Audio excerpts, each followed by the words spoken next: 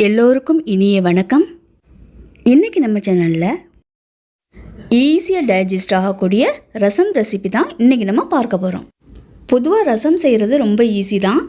அதுவும் கமகமன்னு வாசனையோடு செஞ்சால் யாருமே வேணான்னு சொல்ல மாட்டாங்க. அதே சமயம் நம்ம ஆரோக்கியத்துலேயும் முக்கிய பங்கு இந்த ரசத்துக்கு உண்டு. இன்றைக்கி செய்கிற இந்த மெத்தடு ரொம்ப ஈஸியாக இருக்கும். அதே சமயம் டேஸ்ட்டும் அருமையாக இருக்கும். வாங்க எப்படி செய்கிறதுன்னு பார்ப்போம். ஃபர்ஸ்ட்டில் நம்மளுக்கு இந்த ரெசிபிக்கு தேவையான இன்க்ரீடியன்ஸ் எல்லாத்தையும் எடுத்து வச்சுக்கலாம். மிளகு 1 ஸ்பூன், ஜீரகம் 1 ஸ்பூன், பூண்டு பற்கள் ஒரு 7லேருந்து 8 வரைக்கும் எடுத்துக்கோங்க. காய்ந்த மிளகாய் ஒரு 3, பச்சை மிளகாய் வாசத்துக்காக 1 சேர்த்துருக்கேன். மஞ்சள் தூள் 1 டீஸ்பூன் அளவு, கருவேப்பிலை சிறிதளவு, ஒரு சின்ன சைஸ் லெமன், 1 அல்லது 2 தக்காளி, அடுத்ததாக தேவைக்கேற்ப உப்பு, தாளிக்கிறதுக்கு கொஞ்சம் எண்ணெய், அதோட கடுகு உளுந்தம்பருப்பு, கொஞ்சமாக வெந்தயம், இது 3 சேர்த்து ஒரு 1/2 டீஸ்பூன் அளவுக்கு எடுத்து வச்சுக்கலாம். ஒரு சின்ன சைஸ் லெமனை 1/2 லிட்டர் அளவு தண்ணியில் நல்லா பிழிஞ்சிட்டு அந்த தண்ணியை எடுத்து வச்சுக்கோங்க. குறைஞ்சது 1/2 லிட்டர் அளவு தண்ணி ஆட் பண்ணிக்கலாம். அதுக்கு மேலே கூட நீங்கள் ஆட் பண்ணிக்கலாம். இந்த லெமனுக்கு பதிலாக நீங்கள் புளி கூட யூஸ் பண்ணி இதே மெத்தடில் இந்த ரசம் ரெசிபியை செய்யலாம். கொஞ்சம் தண்ணியில் இந்த லெமனை நல்லா பிழிஞ்சு எடுத்துக்கிட்டாச்சு. நம்மளுக்கு தேவைப்படுறப்ப தண்ணி ஆட் பண்ணிக்கலாம். ரசம் எல்லாத்தையும் மிக்ஸ் பண்ணி ரெடி பண்ணினதுக்கப்புறம் டேஸ்ட் பண்ணி பார்த்துட்டு தேவைப்படுற அளவுக்கு தண்ணி ஆட் பண்ணிக்கலாம். ஆனால் ஒரு லெமன் எடுத்திங்கன்னா கண்டிப்பாக 1/2 லிட்டர் தண்ணிக்கு மேலே நம்ம யூஸ் பண்ணணும். இந்த லெமன் வாட்டரை நம்ம தக்காளியோடு சேர்த்தாச்சு. தக்காளியையும் அதில் நல்லா கரைச்சி விட்டுக்கலாம். தக்காளியோட அடிப்பாகத்தை கட் பண்ணிவிட்டு இந்த மாதிரி எடுத்து வச்சுக்கோங்க. அந்த தக்காளியை இந்த லெமன் வாட்டரோட நல்லா கரைச்சி விட்டுக்கலாம். தக்காளி நல்லா பழுத்த தக்காளியாக எடுத்துக்கோங்க. அதோட ஒரு தக்காளி அல்லது 2 தக்காளி கூட நீங்கள் ஆட் பண்ணிக்கலாம். கொஞ்சம் புளிப்புத்தன்மை அதிகமுள்ள தக்காளியாக இருந்ததுன்னா 1 ஆட் பண்ணால் போதும்.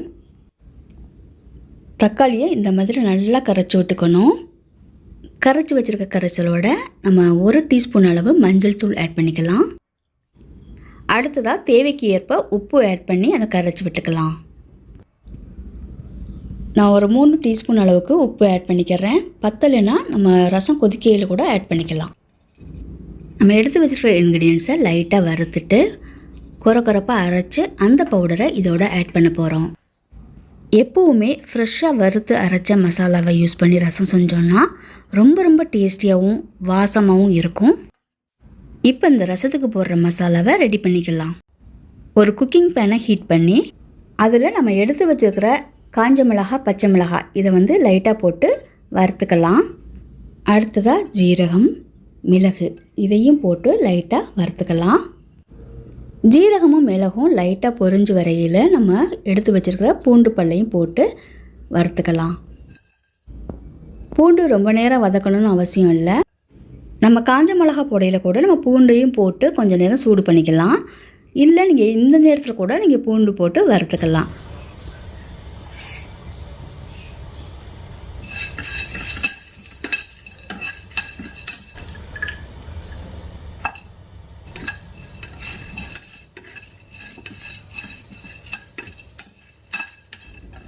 தேவைப்பட்டால் கொஞ்சமாக பெருங்காயமும் இதில் ஆட் பண்ணிக்கலாம். ஒரு 1/4 டீஸ்பூன் அளவுக்கு பெருங்காயத்தூள் ஆட் பண்ணிக்கோங்க. ரசம் வாசமாக இருக்கும். பெருங்காயம் ஆப்ஷனல் தான். தேவைப்படுறவங்க யூஸ் பண்ணிக்கோங்க, இல்லைன்னா ஸ்கிப் பண்ணிக்கலாம். இந்த ரசப்பொடியை நம்ம கொஞ்சம் அளவு அதிகமாக எடுத்து கூட நம்ம ரெடி பண்ணி நம்ம ஒரு கண்டெய்னரில் போட்டு வச்சுக்கலாம். அப்படி நீங்கள் ஸ்டோர் பண்ணி வைக்க போகிறீங்கன்னா நீங்கள் பூண்டு பல்லை நல்லா தட்டிட்டு போட்டு வறுத்துக்கோங்க. அப்போ தான் அதில் உள்ள ஈரப்பதம் போயிருக்கும். நீங்கள் ஸ்டோர் பண்ணி வைக்கையில் ரொம்ப நாளைக்கு கெடாமல் நல்லாயிருக்கும். இப்போ ஜீரகம், மிளகு இதெல்லாம் பொரிய ஆரம்பிச்சிருச்சு. இப்போ நம்ம ஸ்டவ் ஆஃப் பண்ணிடலாம். வறுத்து வச்சுருக்க இந்த இன்க்ரீடியன்ஸ் எல்லாம் கொஞ்சம் ஆறுனதும் ஒரு மிக்ஸி ஜாரில் ஆட் பண்ணிக்கலாம்.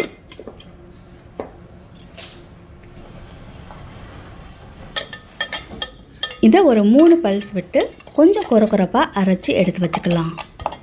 இந்த மாதிரி மசாலா அரைக்கையில் நீங்கள் கொஞ்சம் கொரப்பாக அரைச்சி வச்சுக்கோங்க. உங்களுக்கு வாசமாகவும் இருக்கும், டேஸ்ட்டும் நல்லாயிருக்கும்.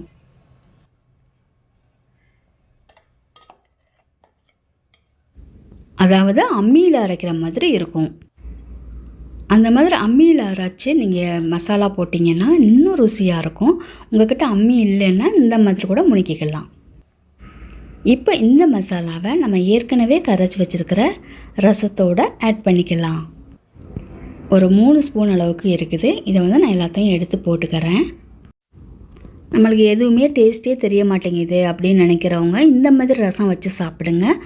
ரொம்ப நல்லாயிருக்கும், நாக்குக்கும் ருசியாக இருக்கும், நம்ம உடம்புக்கும் ஆரோக்கியமாக இருக்கும்.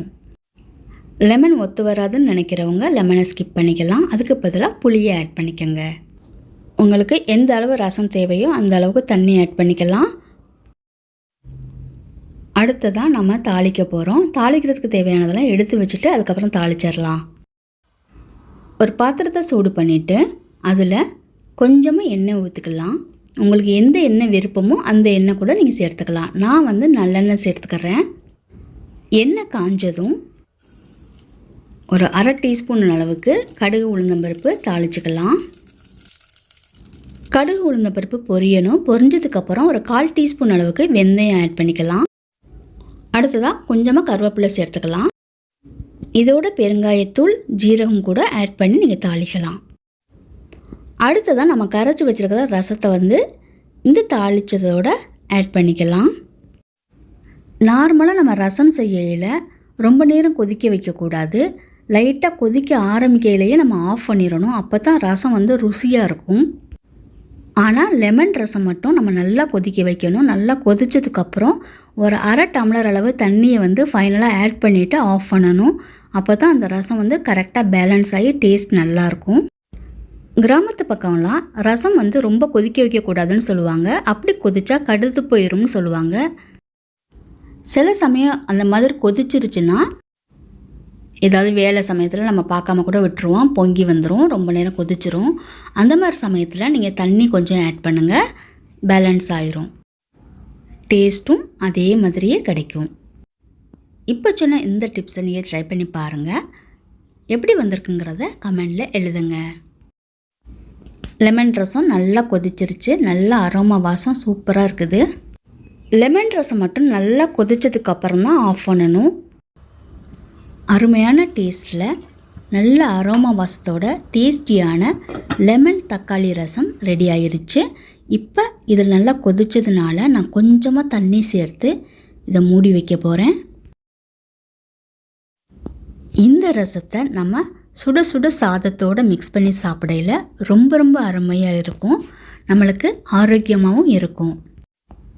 இந்த ஆரோக்கியமான ரெசிப்பியை நீங்களும் உங்கள் வீட்டில் செஞ்சு பாருங்கள். பார்த்துட்டு எப்படி வந்திருக்குங்கிறத கமெண்ட் செக்ஷனில் எழுதுங்க.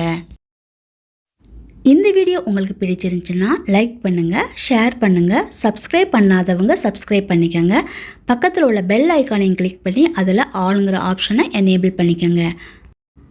மீண்டும் ஒரு அருமையான ரெசிபியோட அடுத்த வீடியோவில் சந்திக்கிறேன். நன்றி, வணக்கம்.